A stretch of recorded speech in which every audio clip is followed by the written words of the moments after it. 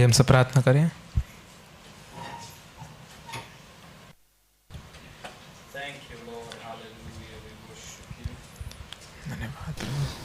Thank you, Lord. Father, we thank you for this opportunity to come together physically to worship you. पिता, हम धन्यवाद करते हैं इस अवसर के लिए कि हम एक साथ शारीरिक रूप से आकर आपकी आराधना कर सकें। We are so blessed to be a part of your family. हम बहुत आशीषित हैं कि हम आपके परिवार का भाग हैं। We thank you for the time of praise and worship. हम स्तुति आराधना के समय के लिए धन्यवाद करते हैं। Now, Lord, speak to us through your word. अब पिता, आपके वचन से आप हमसे बात करें। You said, "My sheep hear my voice." आपने कहा मेरी भेड़ मेरी आवाज को सुनती है। Now, all of us are here. We are expecting to hear from you. हम सब यहाँ हैं और हम आपसे अपेक्षा कर रहे हैं कि हम आपसे सुने। And you're going to talk to each and every one of us. और आप हम में से हर एक व्यक्ति से आज बात करेंगे। You're going to show us things we have never seen. आप हमें ऐसी चीजें दिखाएंगे जो हमने पहले कभी ना देखी। And you're going to speak to every heart. और आप हर एक हृदय से बात करेंगे। You're going to unveil the scripture about yourself. आप आपके बारे में जो वचन लिखे आप उन्हें आप खोलेंगे। Minister to every heart. हर एक हृदय की आप सेवकाई Touch करें। every mind. हर एक मन को छूइए। Touch every physical body. हर एक शारीरिक देह को छूइए। And thank you for having your way. और धन्यवाद कि आपका मार्ग यहाँ प्रबल हो रहा We है। give you all the glory, honor and praise. हम सारी महिमा आपको देते हैं। Thank you for this exponential year. इस एक्सपोनेंशियल साल के लिए धन्यवाद। The things that you are doing in our lives and for us, we give you glory for that. जो चीजें आप हमारे जीवन में कर रहे हैं और हमारे द्वारा कर, हम सबके लिए आपको महिमा देते We हैं। thank you for your love, Father.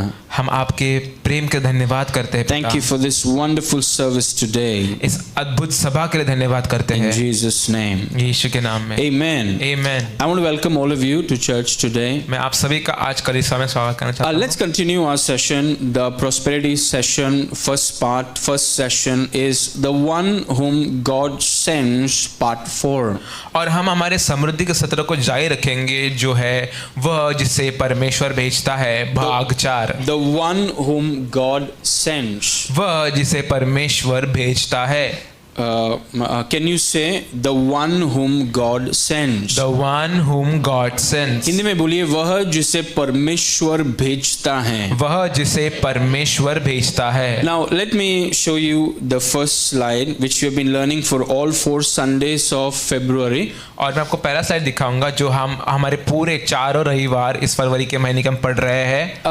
So the prosperity of your life is connected to God's anointed servants whom God uses as channels of blessing. आपके जीवन की समृद्धि परमेश्वर के चुने हुए सेवकों से जुड़ी है जिन्हें परमेश्वर आशीर्वाद देने के लिए इस्तेमाल करता है। Now notice, God is the one who blesses, but God does it through channels. God does it through his servants. आप देखिए इस बात को कि परमेश्वर है जो आशीष देता है पर वो अपने सेवकों के माध्यम से देता है। So servants of God are channels through which God blesses his people.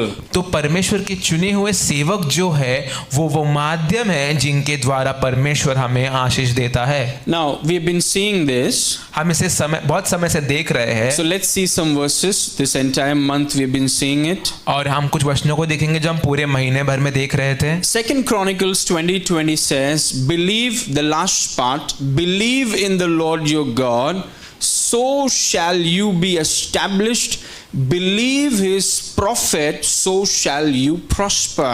तब अपने परमेश्वर यहोवा पर विश्वास रखो तब तुम स्थिर रहोगे और उसके नबियों की उसके सेवकों की प्रतीति करो तब तुम समृद्ध हो जाओगे। Because prophets or God's servants are the ones God sends, so he wants us to believe the channel so that God can prosper us through those channels. तो ये जो नबी है, ये जो सेवक है, ये परमेश्वर के द्वारा भेजे गए माध्यम है जिनके द्वारा परमेश्वर हमें समृद्ध कर सकता है, जिनके द्वारा परमेश्वर हमें आशीष दे सकता है। See, it's an Old Testament scripture, ये पुराने नियम का वचन है, but there is a principle here that continues in the New Testament as well. पर एक सिद्धांत है यहाँ पे जो नए नियम में भी लागू होता है। He says, believe in the Lord your God so that you will be established.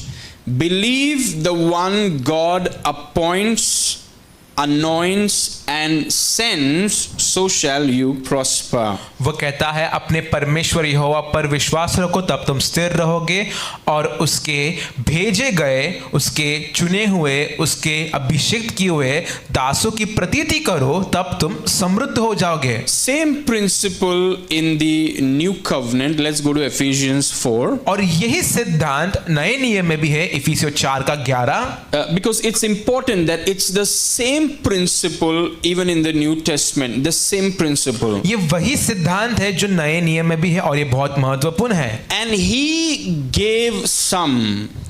और उसने कितनों को। Now the reason it's important is he means Jesus. Jesus gave some anointed servants. It's Jesus who gave it. और ये बहुत महत्वपूर्ण है कि उसने, यीशु ने परमेश्वर के चुने हुए दासों को दिया है, यीशु मसीह ने दिया है। Yeah, Jesus who is the head of the church, Jesus gave it. यीशु मसीह जो कलीसिया का सिर है उसने दिया है। He gave some apostles, some prophets, some evangelists, some pastors and teachers. उसने कितनों को प्रेरित, भविष्यवक्ता, सुसमाचार सुनाने वाले, उपदेशक और रखवाले नियुक्त करके कलीसिया को दे दिया। Last Sunday we were seeing that how Paul was separated from the mother's womb. और पिछले रविवार हमने देखा कि पौलुस कैसे अपनी माता के गर्भ से ही उसको अलग ठहराया गया था। All of these 5 offices are separated from the mother's womb. और ये जो 5 कार्यालय है सेवकाई के, इन सब के लिए आपको परमेश्वर ने गर्भ से, आत्मा की गर्भ से आपको अलग ठहराया है। Those who are selected to do this, जो ये काम करने के लिए नियुक्त किए गए हैं, and वो they are selected by grace. Please understand, because if you are selected from your mother's womb, that means it's not because of what you did or what you didn't do, it's because of grace. और ये जो सेवक है ये अनुग्रह के द्वारा चुने गए हैं। आप याद रखिए कि अगर किसी ने आपको अपनी माता के गर्भ से ठहराया है तो आप क्या करने वाले हैं, आपने क्या नहीं किया, उसके बदौलत नहीं, पर आपको अनुग्रह के द्वारा दिया गया है। By grace he makes one apostle. वो अनुग्रह के द्वारा किसी को वो प्रेरित बनाता है। By grace he makes another a pastor. अनुग्रह के द्वारा वो किसी और को पासबान बनाता है। By grace he makes another one a teacher. और अनुग्रह के द्वारा ही वो किसी और व्यक्ति को शिक्षक बनाता है। He doesn't make someone a teacher because he is teaching. वो किसी को शिक्षक इसलिए नहीं बनाता क्योंकि वो शिक्षा दे रहा है या उपदेश दे रहा है। It's from the birth. ये जन्म से है। It's because grace selects you. क्योंकि अनुग्रह आपको चुन लेता है। So, however, Jesus is the one who gives it. यीशु मसीह है जो ये देता है। Why does he give it? Why does he give us a pastor? Why does he give us an evangelist? Why does he do it? और यीशु मसीह ने हमें ये पासबान, ये सुसमाचार सुनाने वाले क्यों दिए? Now every church has a pastor. Why does he give us a pastor? हर एक कलीसिया में एक पासबान होते हैं, उन्होंने हमें पासबान क्यों दिए हैं? Or why does he give us an evangelist or a teacher? Why does he do it? और उन्होंने हमें क्यों सुसमाचार सुनाने वाले या कोई उपदेशक क्यों दिया है? क्यों दिया उन्होंने? Verse 12. वचन 12, He says, for the perfecting of the saints. वो कहता है पवित्र लोग सिद्ध हो जाए। That means maturity of the saints. इसका अर्थ है कि जो पवित्र लोग हैं वो परिपक्व हो जाए। So when you see a believer who's very carnal, अगर आप किसी विश्वासी को देखते हैं जो बहुत शारीरिक है or is a spiritual baby, या आत्मा में बालक है, so and most of the times it's because they're not submissive to God's anointed servants. ये बहुत बार इसलिए होता है क्योंकि जो परमेश्वर दिए गए दास है वो उनके अधीन नहीं होते। Now those of us who have small babies, अब जिनके पास, हम में से जिनके पास छोटे बच्चे हैं, you know that babies cannot feed themselves, they have to be fed. आप जानते हैं कि बच्चे अपने आप से खा नहीं सकते, आपको उन्हें खिलाना पड़ता है। So even when they become adults, it's because somebody had to feed them and they grow up. अगर वो बड़े भी हो जाए तो उसका अर्थ है किसी ने उनको पहले खिलाया होगा, फिर वो जाके बड़े हुए। So somebody has to feed. तो किसी को तो खिलाना पड़ता है। Now the reason some believers don't grow is because they don't allow anyone to feed them. They think they can feed themselves. और कुछ विश्वासी बढ़ते नहीं है क्योंकि वो सोचते हैं कि वो किसी को अनुमति नहीं देते खिलाने के लिए। वो सोचते हैं कि हम खुद ही खाकर बड़े हो जाएंगे। A child cannot grow by feeding himself or herself. Somebody has to feed the baby. एक बच्चा अपने आप को खुद खिलाकर बड़ा नहीं हो सकता, किसी को उसे खिलाना पड़ता है। So God's anointed servants are appointed to feed the believers so that they will be perfected. तो परमेश्वर के चुने हुए दास जो है वो इसलिए चुने गए ताकि वो विश्वासियों को, पवित्र लोगों को खिलाए और वो उन्हें बढ़ाए। That means spiritual growth. इसका अर्थ है कि आत्मिक उन्नति। Then it says for the work of the ministry. फिर वो कहता है और सेवा का काम किया जाए। That means every believer is supposed to do ministry. Wherever you are called, you're supposed to do ministry. तो हर एक विश्वासी को सेवकाई करनी, आप जहां कहीं भी जिस क्षेत्र में आपको बुलाया गया है आपको वहां सेवकाई करनी है। Many people they think that our Sunday life is different, our Monday to Saturday life is different. बहुत लोग सोचते हैं कि हमारा रविवार का जीवन अलग होता है और हमारा सोमवार से लेकर शनिवार का जीवन अलग होता है। Our church life is different, our home life is different. हमारा कलीसिया का जीवन अलग है, हमारा घर का जीवन अलग है। Well, what we learn in church, we have to apply in our world. तो जो हम कलीसिया में सीखते हैं हमें उसे अपने दुनिया में लागू करना है। In our respective worlds, we do ministry. हम हमारे खुद की निजी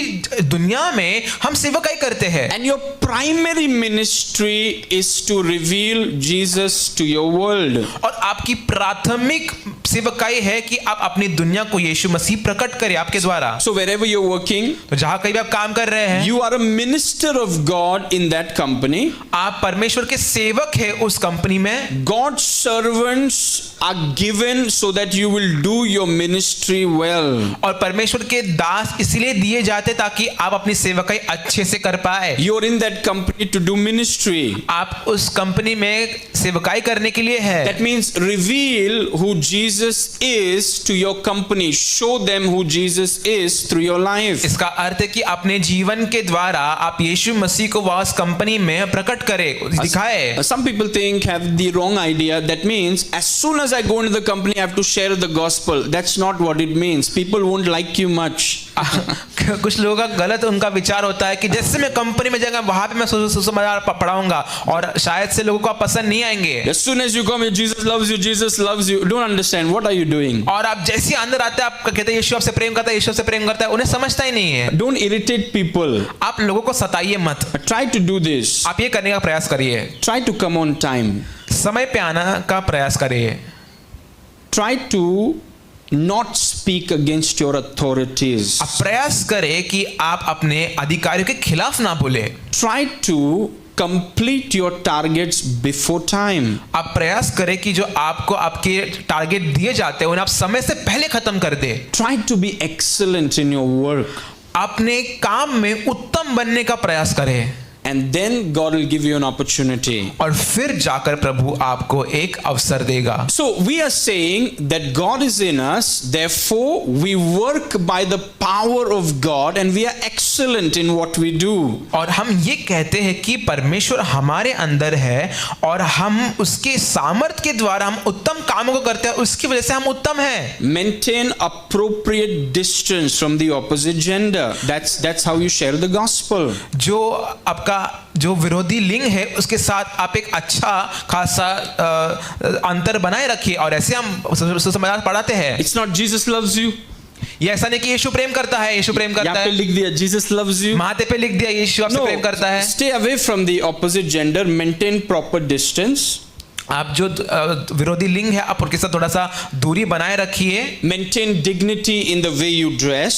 जैसे आप कपड़े पहनते हो उसमें अपनी निष्ठा बनाए रखिए। Maintain dignity in the way you talk. जैसे आप बात करते हो उसमें आपकी निष्ठा बनाए रखिए। Refuse to speak against authorities. अपने अधिकारी के खिलाफ बोलने से आप ना इनकार करिए। And suddenly your words will have lot of weight. और अचानक से आपके शब्दों में बहुत वजन होगा। Some people, especially some believers, they bring lot of disgrace to the name of Jesus Christ. और कुछ विश्वासी ऐसे हैं जो यीशु मसीह के नाम पे बड़ा बड़ा कलंक लेकर आते हैं। They say a lot about Jesus, but they always come to office late. वो यीशु मसीह के बारे में बताते तो है पर वो हमेशा समय देरी से आते हैं ऑफिस में। They preach the gospel and they are the first ones to talk against authorities. वो सुसमाचार पढ़ाते तो है पर वो सबसे पहले होते हैं अधिकारियों के खिलाफ बात करने में। So they don't understand what the ministry is. तो वो नहीं जानते सेवकाई क्या है। So men of God, they prepare you for the work of the ministry. तो परमेश्वर के जन आपको सेवा के काम के लिए तैयार करते हैं। And then they edify the body of Christ. They bring them up to higher levels. और फिर वो मसीह के देह को उन्नति लाते हैं और उनको वो ऊपरी स्थानों में लेकर जाते हैं। No matter how much we preach the gospel, if we speak against authorities, you are not making Jesus attractive by the way you are behaving. अब भले कितना भी सुसमाचार पढ़ाए, अगर आप अपने अधिकारी के खिलाफ बात करते हैं तो आप यीशु को अच्छी तरह से आप दर्शा रहे नहीं हैं। So men of God, they perfect believers. तो परमेश्वर के जन जो होते हैं वो विश्वासियों को सिद्ध बनाते हैं। They prepare them for the work of the ministry wherever they are called. जहाँ कहीं भी बुलाए गए हैं सेवकाई के काम के लिए उन्हें वो तैयार करते हैं। And then they edify them, take them to higher dimensions. और फिर वो उनकी उन्नति करते हैं और उन्हें ऊपरी स्थानों पर लेकर जाते हैं। Okay, next slide. अगला slide. As I said last Sunday and even before, that honor is the master key. जैसे मैंने पिछले रविवार और उसके भी पहले कहा है आदर ही मुख्य कुंजी है। Whatever the man of God carries, if you want to partake of it, the only way you can take it is through deep honor. जो कुछ भी परमेश्वर का जन लेकर चलता है अगर आपको उसका सहभागी होना है, अगर आपको उसको प्राप्त करना है तो एक मात्र माध्यम है और वो है आदर। You cannot get it by your hand. You got to get it by honor. आप उसको अपने हाथों से नहीं ले सकते, आपको उसे बहुत गहन आदर से प्राप्त करना है। Even if they stand next to you, you can't get it because it is taken by honor. It's not taken by close distance, it's taken by honor. भले आप उनके बड़े नजदीक खड़े हो आप फिर भी उसे प्राप्त नहीं कर सकते क्योंकि वो आदर के द्वारा प्राप्त किया जाता है। अगर आप नजदीक खड़े इसका अर्थ ये नहीं कि आपको मिल जाए। Okay, so today I want to share one more point. Let's आपसे go. और एक पॉइंट आज बताऊंगा आपको मैं।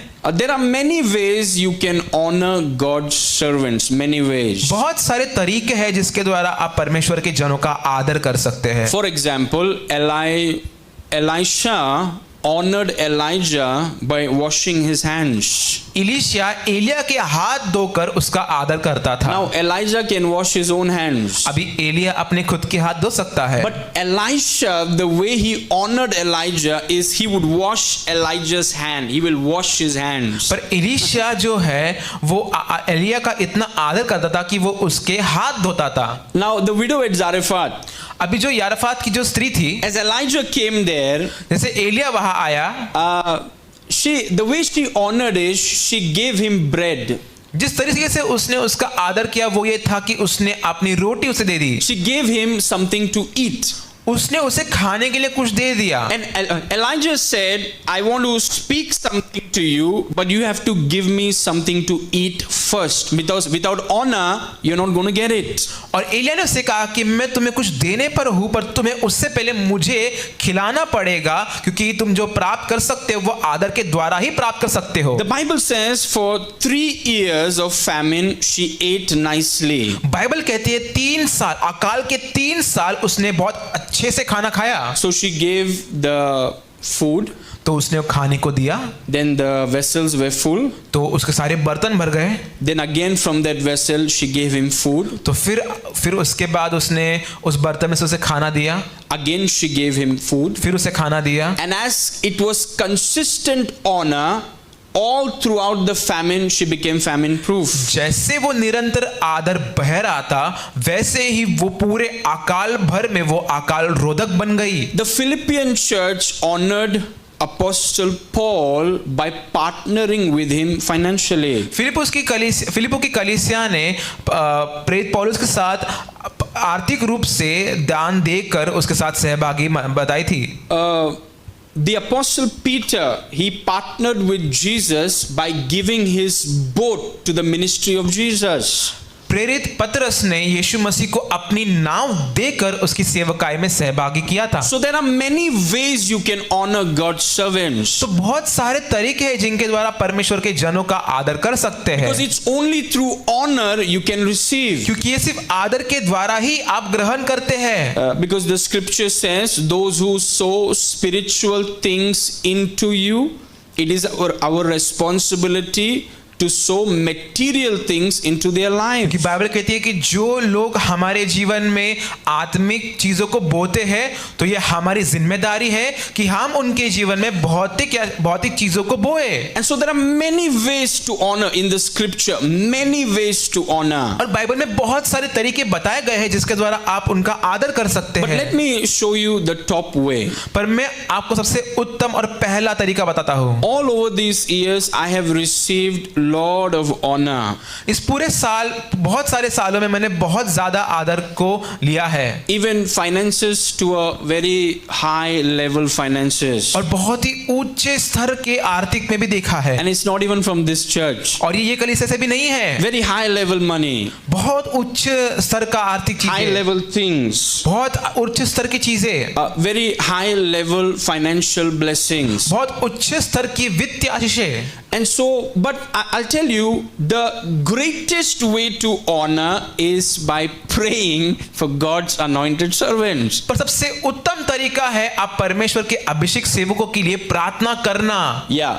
One of the primary ways, of course there are so many ways to honor, but one of the primary and the greatest way to show honor is by praying for God's anointed servants. बहुत सारे तरीके, बस सबसे प्राथमिक है कि सम्मान प्रकट करने का प्रमुख तरीका यह है कि आप एक परमेश्वर के अभिषेक सेवक के लिए प्रार्थना करें। The God's servants that are sent to you, once you recognize them, the way you show honor is by covering them in prayer. You pray for them. You pray for their families. You pray for their protection. That's one way to show honor. जो परमेश्वर ने आपको आपकी उन्नति के लिए जो दास दिए हैं, जब आप उनको जान लेते हैं, आपकी जिम्मेदारी ये है कि आप उन्हें प्रार्थना में घेरे रखें, उनके परिवार को, उनकी सुरक्षा को आप प्रार्थना में ढके रखें। Whatever you do for God's servants, it will affect you. अब जो कुछ भी परमेश्वर के दासों के लिए करेंगे वो आपके ऊपर प्रभाव डालेगा। Even if it means speaking against God's servants. भले उसका अर्थ परमेश्वर के दासों के खिलाफ बोलना क्यों ना हो। Now Moses had a sister named Miriam. अभी मूसा की एक बहन थी, उसका नाम था Miriam. She didn't like Moses getting married to Zipporah, so she started talking. तो उसे अच्छा नहीं लगा कि मूसा ने यिप्पोरा से ब्याह कर लिया, तो वो बहुत बात करने लगी उसके खिलाफ। Sister was not happy. तो बहन जो थी वो ज्यादा खुश नहीं थी, क्योंकि बहन से नहीं पूछा शादी करने से पहले। So saying she was angry, Zipporah से क्यों शादी किया? She started talking. तो वो बहुत गुस्से में आ गई कि तुमने यिप्पोरा से शादी क्यों किया। And God said, Miriam, आओ थोड़ा. तो परमेश्वर ने कहा मिरियम आप थोड़ा यहाँ आइए। And see, whatever you do with God's man is going to happen. Something is going to happen to you. So we do good things. तो आप जो कुछ परमेश्वर के दास के लिए करेंगे तो आपको भी उसका प्रभाव मिलेगा। तो ये अच्छा है कि हम अच्छी चीजों को ही करें। So God said, Miriam, come here. तो परमेश्वर ने कहा मिरियम आप यहाँ आइए। He said, the statements that God said, he said, to many of my servants I speak to in riddles. उसने कहा कि मैं बहुत सारे सेवकों से मैं पहलुओं में बात करता हूँ, पहलुओं में बात करता हूँ। When it comes to Moses, I don't speak to him in parables. I speak to him face to face. और जब भी उसने कहा कि जब मैं मूसा से बात करता हूँ तो उससे पहेलियाँ या उससे दृष्टांत में नहीं, पर उससे मैं आमने सामने बात करता हूँ। So God said, Miriam, why were you not scared to speak against Moses? तो परमेश्वर ने कहा मिरियम तुम्हें डर क्यों नहीं लगा मूसा के खिलाफ बात करने से? Now, even though it's her brother, अब भले ही वो उसका भाई क्यों ना हो, he said, why were you not scared? तो परमेश्वर ने कहा तुम्हें डर क्यों नहीं लगा? Why were you not scared to speak against Moses? उसने कहा कि तुम्हें मूसा के खिलाफ बोलने से डर क्यों नहीं लगा? And she became full of leprosy. और उसमें पूरा कोढ़ से भर गई। So what I'm encouraging you is that when it comes to God's anointed servants, these are very serious matters. Whatever you do for them, good or bad, is going to affect you. So we have to be wise. तो ये जो परमेश्वर के चुने हुए दास हैं, तो हम जो कुछ भी उनके बारे में करते हैं वो हम पर बहुत प्रभाव डालता है, इसीलिए बहुत ये गंभीर वाला चीज है। Now next verse, इसको देखिए, अगला Acts वचन। 12:1. प्रेरितों का काम 12:1। Now about that time Herod the king stretched forth his hands to vex or persecute certain of the church. उस समय हेरोदेस राजा ने कलीसिया के कई एक व्यक्तियों को दुख देने के लिए उन पर हाथ डाला। Verse 2. वचन 2। And he killed one of the apostles, one of the leaders. He killed one of the leaders of the church, James, the brother of John, with the sword. और उसने यहोन्ना के भाई याकूब जो कलीसिया के अगुवे थे उनको तलवार से मरवा डाला। Verse 3. वचन 3। Because he remember the enemy is after leaders. आप याद रखें कि जो शत्रु है वो हमेशा अगुवों के पीछे है। Because if you strike the shepherd, the sheep will scatter. क्योंकि अगर आपने चरवाहे को मार दिया तो सारी भेड़ बिखर जाएंगी। So Jesus said, the verse says, if you strike the shepherd, the sheep will scatter. So they are after shepherds, after God's servants. उसने यीशु ने कहा अगर आप चरवाहे को मारोगे तो सारी भेड़ बिखर जाएंगी और वो शत्रु जो है परमेश्वर के दासों के पीछे है। So Herod killed James. तो हेरोदेस ने याकूब को मरवा डाला। And because he saw that it pleased the Jews, he went on to take the next leader, Peter, and wanted to kill him also. और जब उसने देखा कि यहूदी लोगों को इससे आनंदित हुए तो उसने पतरस को जो अगला अगुवा है उसको भी पकड़ लिया और वे दिन में अख़मीरी रोटी के दिन था। He's after the leaders. और वो अगुवा के पीछे है। Okay, verse 3. वचन 4। And when he had apprehended him, caught him, he put him in prison, delivered him to 16 soldiers to keep him, intending after Easter to bring him forth to the people. और उसने उसे पकड़ के बंदीगृह में डाला और रखवाली के लिए 4 सिपाहियों के 4 पहरों में रखा, इस मनसा से कि वो फसह के बाद उसे लोगों के सामने लाए। He wants to kill Peter. अभी उसे पतरस को भी मारना है। Another leader. और एक अगुवा। He already killed one leader. Now he's after the second leader. उसने पहले अगुवे को तो मार दिया, अब वो दूसरे अगुवे के पीछे है। The enemy is after leaders. जो शत्रु है वो अगुवों के पीछे है। He's after leaders. वो अगुवों के पीछे है। Okay, verse 5. वचन 5। Now suddenly Peter was therefore kept in prison, but prayer was made without ceasing of the church unto God for him. सो बंदीगृह में पतरस की रखवाली हो रही थी, परंतु कलीसिया उसके लिए लो लगाकर परमेश्वर से प्रार्थना कर रही थी। You know, when one leader died, it seems like the church was sleeping. जब एक अगुवा मरा था तो ऐसा था कि कलीसिया सो रही थी। When they caught Peter, suddenly they woke up. जब उन्होंने पतरस को भी पकड़ा तब फिर वो जाग गए। And they said, we can't allow the enemy to take Peter. और उन्होंने कहा कि हम शत्रु को ये अनुमति नहीं दे सकते कि वो पतरस को भी ले ले। We need Peter. हमें पतरस की जरूरत है। You know, had they prayed and had they covered James, the enemy would not have taken James before time. अगर वो प्रार्थना में याकूब को भी ढके रखते तो शत्रु याकूब को पहले समय से पहले नहीं ले लेता। He said, now the church woke up. Now because Peter, if they don't pray now, Herod is going to kill Peter. Now the church is awake and now they're praying for Peter. They're covering him with prayer. अभी कलीसिया जाग उठी और पतरस के लिए प्रार्थना करेगी, क्योंकि वो जानते अगर वो पतरस के लिए प्रार्थना नहीं करेंगे तो हेरोद उसे मरवा डालेगा। तभी वो उसे लो लगाकर परमेश्वर से प्रार्थना कर रही है। Because through God's servants, the church gets perfected. क्योंकि परमेश्वर के दासों के द्वारा ही कलीसिया सिद्ध होती है। through God's servants, they get prepared for the work of the ministry. परमेश्वर के दासों के द्वारा ही वो सेवकाई के काम के लिए तैयार होते हैं। Now the church is awake अभी कलीसिया जाग उठी and they're saying we got to pray for him. और उन्होंने कहा कि हमें उसके लिए प्रार्थना करनी होगी। And they are praying without ceasing, continuously they are praying for Peter. और वो लौ लगाकर निरंतर रूप से पतरस के लिए प्रार्थना कर रही थी।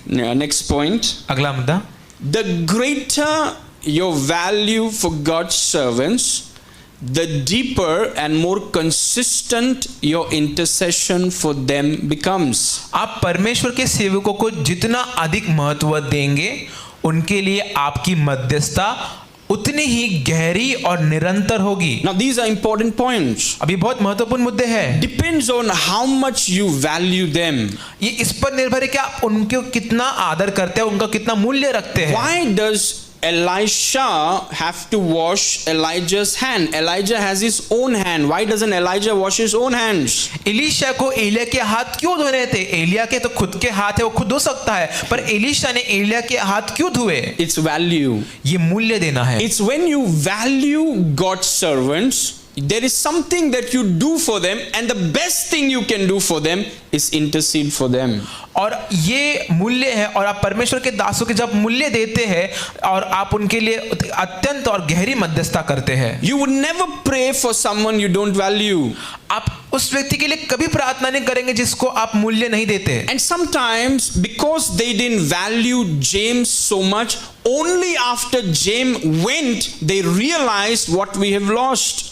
क्योंकि उन्होंने याकूब का उतना मूल्य नहीं दिया, और जब याकूब चल बसा तो उन्होंने जाना कि उन्होंने क्या खोया है। And the enemy went after the second leader, and now they realize that we need Peter, and they came for prayer. अब शत्रु ने पतरस को भी ले लिया, और फिर उन्हें ये जान गए कि हमें प्रार्थना करनी, क्योंकि हमें पतरस की जरूरत है। So the greater your value for God's servant, how important are they? आपका परमेश्वर के दास आपके लिए कितने मूल्यवान हैं? So the greater your value for God's servants, if they are important to you, if they are valuable to you, then the deeper and more consistent your intercession for them, your prayer for them becomes. आप परमेश्वर के सेवकों को जितना अधिक महत्व देंगे, जितना आप उनको आप बहुमूल्य बनाएंगे, आपके लिए जितना आप उनको आदर देंगे, उनके लिए आपकी मध्यस्थता उतनी ही गहरी और निरंतर होगी। We have to see the value. हमें उस मूल्य को देखना होगा। Because my understanding is, people only invest where they get good returns. मेरी समझ ये है कि लोग वहीं पे निवेश करते हैं जहाँ पे उन्हें अच्छे बदले में कुछ अच्छा मिल रहा है। For example, look at the job. आप उदाहरण के तौर पे आप नौकरी को देखिए। They know what job can give them. वो जानते हैं कि नौकरी उन्हें क्या दे सकती है। So no matter how tired they are, तो भले वो कितने थके हुए क्यों ना हो, they'll always make it to the job. वो काम पे जाते हैं। And the reason they invest in it, their time, their energy, is because of what they get from it. So when you realize how valuable God's servants are, only then will you invest the time. When you don't recognize their value, you will never invest your time in prayer for them. तो वो जानते हैं कि उसमें कितना उन्हें वापस मिल सकता है, इसलिए वो अपना ऊर्जा, अपना समय उसमें बिताते हैं। वैसे ही अगर परमेश्वर के दास आपके लिए उतने मूल्य रखेंगे तो आप उनमें निवेश करेंगे, और निवेश किसके द्वारा करेंगे? आप मध्यस्थता और प्रार्थना के द्वारा करेंगे। Lightly, taking them lightly is talking very lightly about them.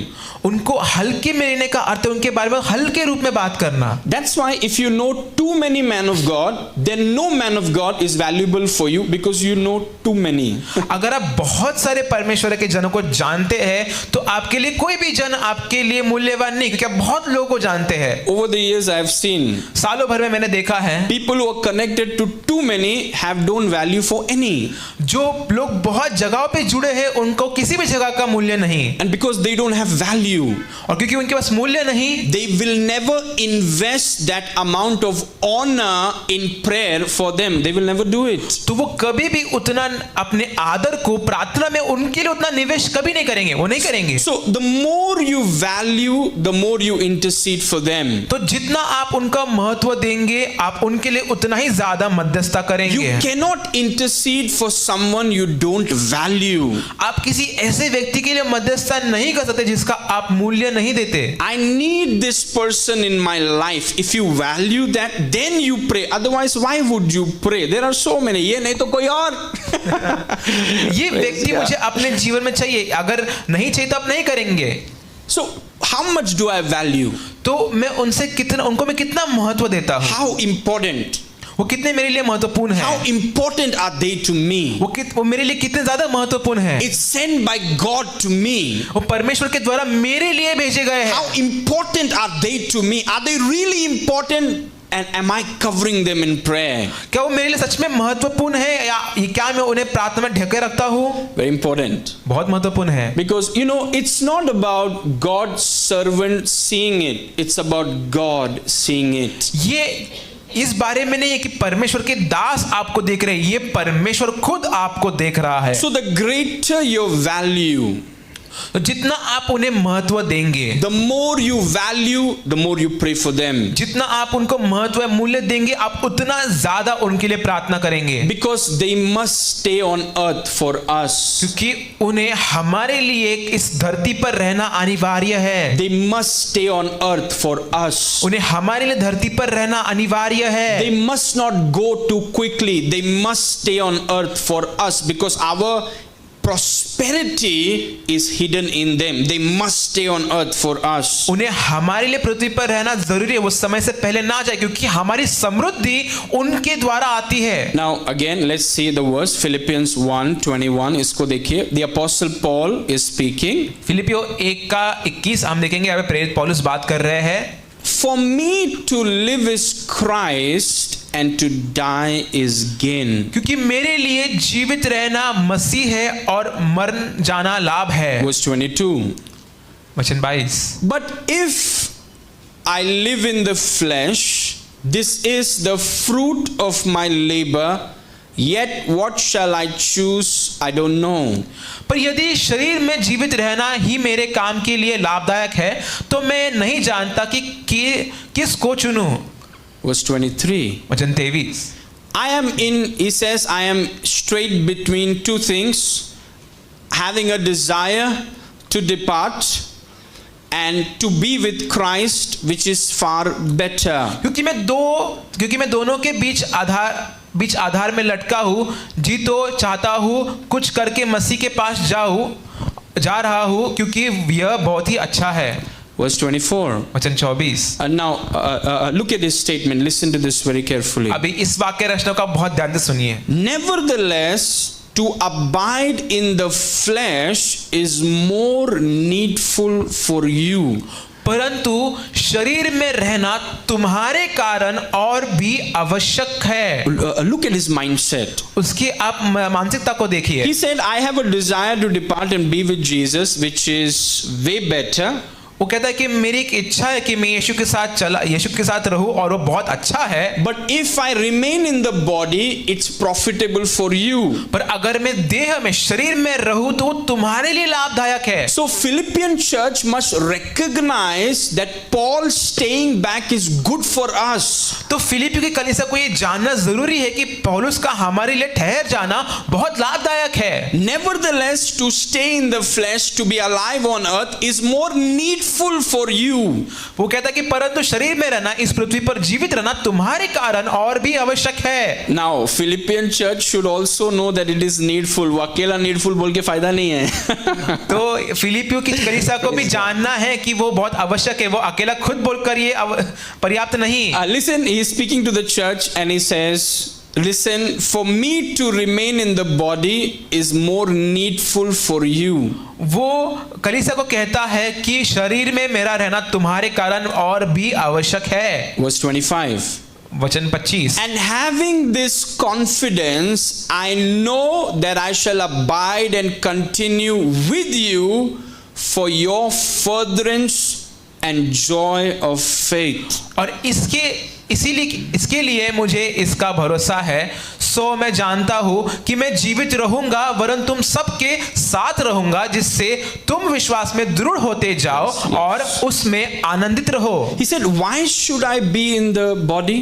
वो कहता है कि मैं शरीर में क्यों रहूं? So that you will progress in the faith. ताकि तुम विश्वास में दृढ़ हो जाओ। He says, that's why I'll remain in the body. वो कहता है इसलिए मैं शरीर में बना रहूंगा। See, this is why God's servants are so important. इसीलिए परमेश्वर के दास बहुत महत्वपूर्ण है। He says, I'll remain in the body so that you will progress in the faith. You will have joy of the faith. That's why I'll remain in the body. वो कहता है क्योंकि मैं शरीर में हूं, इसलिए तुम विश्वास में दृढ़ होते जाओगे और आनंदित रहोगे।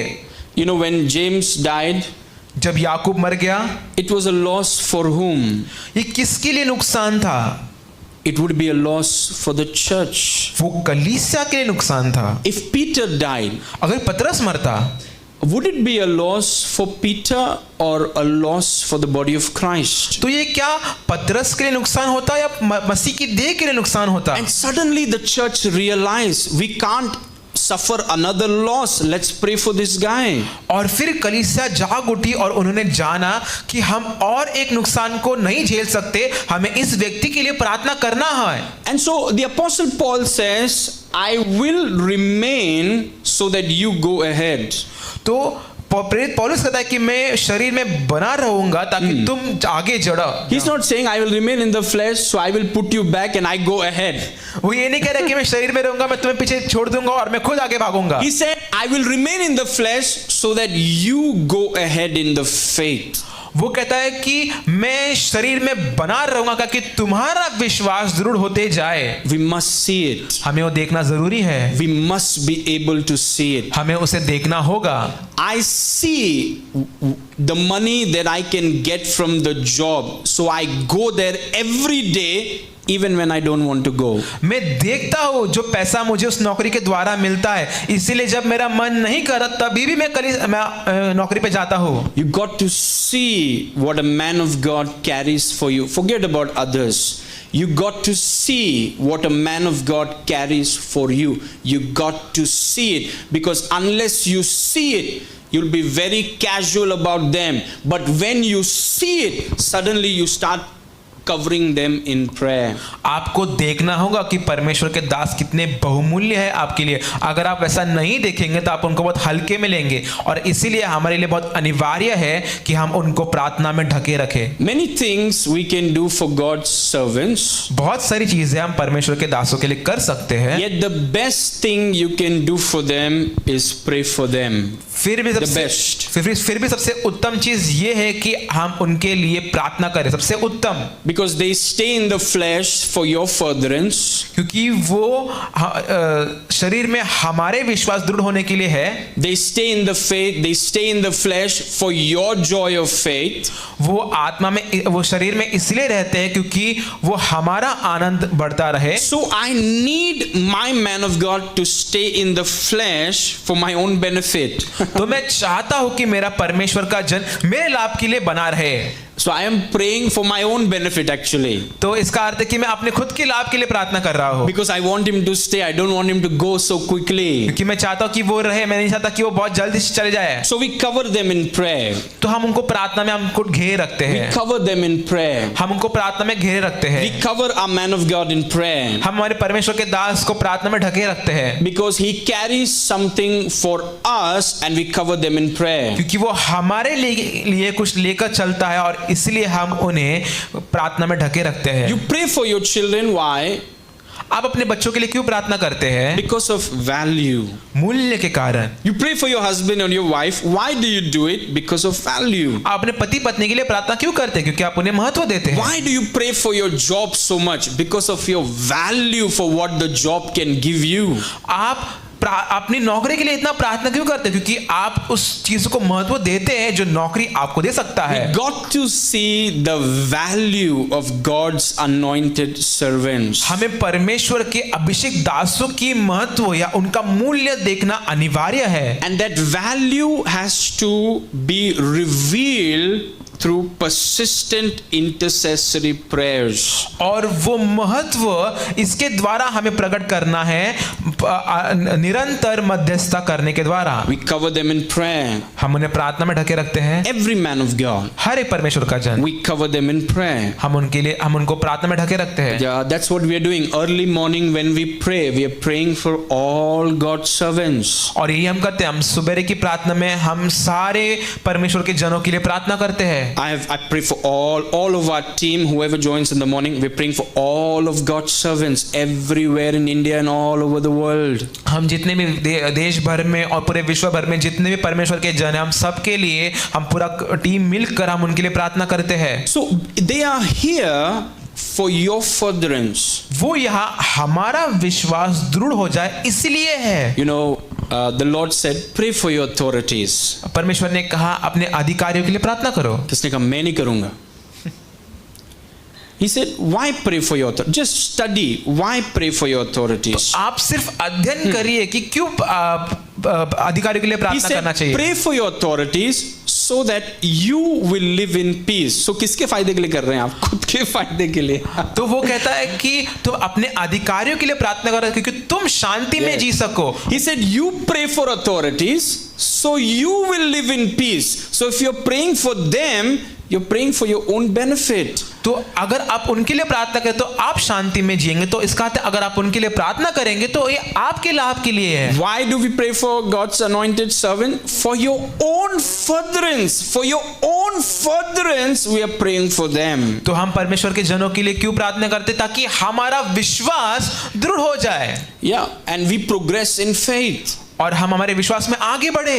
So along with your husband, wife, your children, your father, mother, your job, and your this and that, make sure that God's appointed servants are covered in prayer. You're covering, because the one you pray for, you will never speak against them. और अपने माता पिता, अपने बच्चे, अपने पति पत्नी, अपने नौकरी के साथ आप अपने परमेश्वर के जन को भी आप अपने प्रार्थना में ढके, क्योंकि जिसके लिए आप प्रार्थना करते हैं उसका आप खिलाफ नहीं बोल सकते। If you pray for someone, you'll never talk against them. अगर आप किसी के लिए प्रार्थना करते हैं आप उनके खिलाफ कभी नहीं बोलेंगे। And so we cover them in prayer. तो हम उनको प्रार्थना में ढके रखते हैं। Lord, we pray for pastor.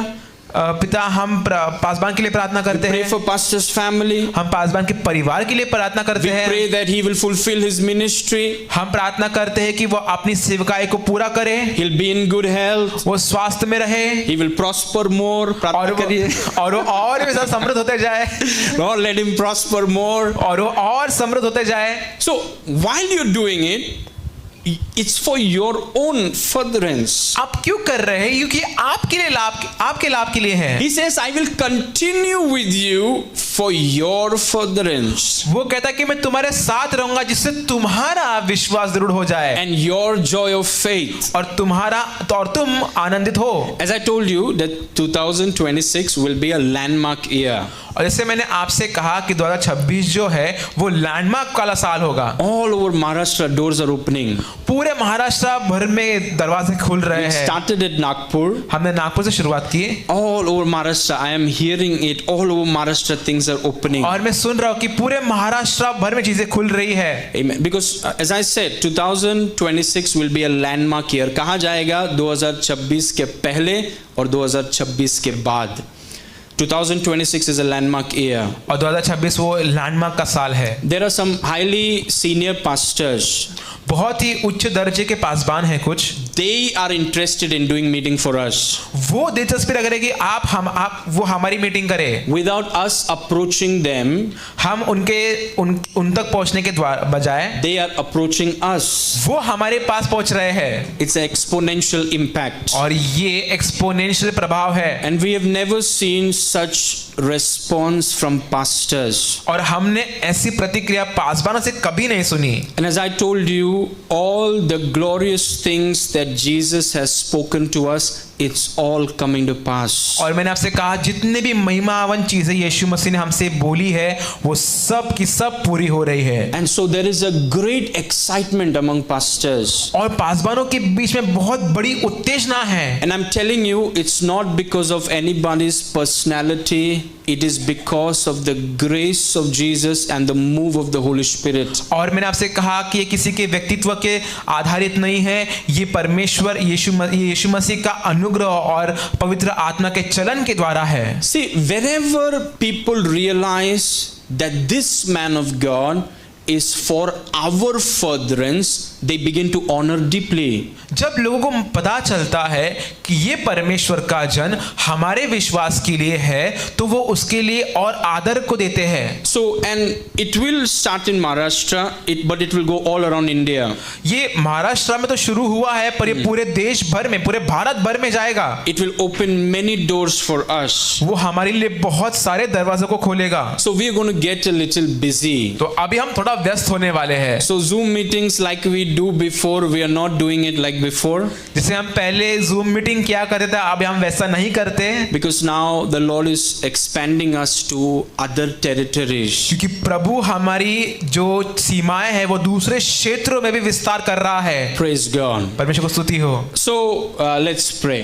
आइए हम प्रार्थना करें। Father, we thank you for what we have heard today. पिता हम धन्यवाद करते हैं जो कुछ भी आज हमने सुना। We thank you for the amazing things that you are doing. It's all because of your grace. हम धन्यवाद करते हैं जो भी अद्भुत बातें आप कर रहे हैं ये सब आपके अनुग्रह के द्वारा ही है। It's not our smartness or our personality. ये हमारी बुद्धि या हमारी व्यक्तित्व नहीं है। It is by your grace. ये आपके अनुग्रह के द्वारा है। It's by the work of the Holy Spirit. ये पवित्र आत्मा के कार्य के द्वारा है। 6 divisions of Maharashtra.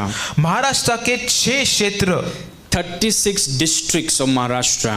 महाराष्ट्र के 36 जिले, Your plans will prevail. और आपकी योजना पूरी होगी। Lord, what you plan to do, पिता जो आपने योजना बनाई है wherever these pastors are, जहां कहीं भी ये पासवान हो, and Lord, that this grace will visit them, और ये अनुग्रह उन तक पहुंचे, and they will have the fruit of this message. और उनके पास इस संदेश का फल भी हो। So open many more doors, Lord. तो पिता अब और दरवाजों को खोलिए। As you said last year, many months back, you said that your traveling ministry will start again. जैसे आपने बहुत महीनों पहले पिछले साल आप हमसे कहा था कि हमारी यात्रा की सेवकाई फिर शुरू होगी। Again you said that you will minister to ministers. और फिर आपने हमसे कहा कि हम सेवकों की सेवकाई करेंगे। All of those words are coming to pass beautifully. वो सारे शब्द पूरे हो रहे, सुंदरता से पूरे हो रहे हैं। What your mouth has said, your hand is fulfilling. जो आपके मुंह ने कहा आपके हाथ पूरे कर रहे हैं। Thank you for refreshing these pastors. धन्यवाद कि आप इन पासवानों को तरोताजा कर रहे हैं। We thank you for that grace. हम उस अनुग्रह के लिए धन्यवाद करते In हैं Jesus' name. यीशु के नाम में। Amen. आमीन।